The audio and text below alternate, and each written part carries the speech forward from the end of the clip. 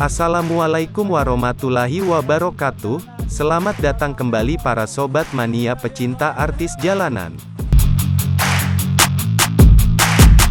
Rute bis lintas Sumatera Padang Jakarta sangat menggiurkan, merupakan salah satu penyebab munculnya perusahaan otobus baru lintas Padang Jakarta. Tak pernah sepi penumpang baik dari Padang menuju Jakarta ataupun sebaliknya. Banyak yang bermunculan, banyak juga yang menghilang dari peredaran. Tentunya perusahaan otobus tersebut punya alasan tersendiri. Yang terbaru lagi adalah bis Pangeran. Mampukah bis ini bisa bertahan dengan derasnya persaingan lintas Sumatera? Agar tetap bertahan, tentunya perusahaan otobus harus menyajikan sesuatu yang terbaik di antaranya. Pertama, tentunya pelayan harus paling diutamakan dalam bisnis, apapun itu.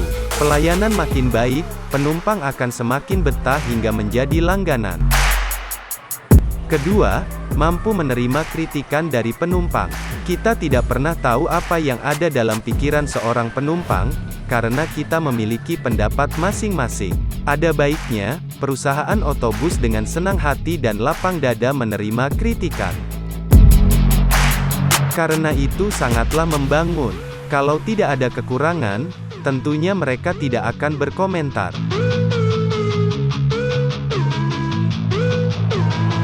Mudah-mudahan bis Pangeran ini mampu bertahan di tengah sengitnya persaingan dunia perbusan lintas Sumatera.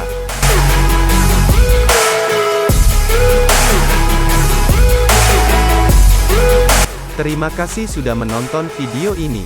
Semoga bermanfaat. Wassalam.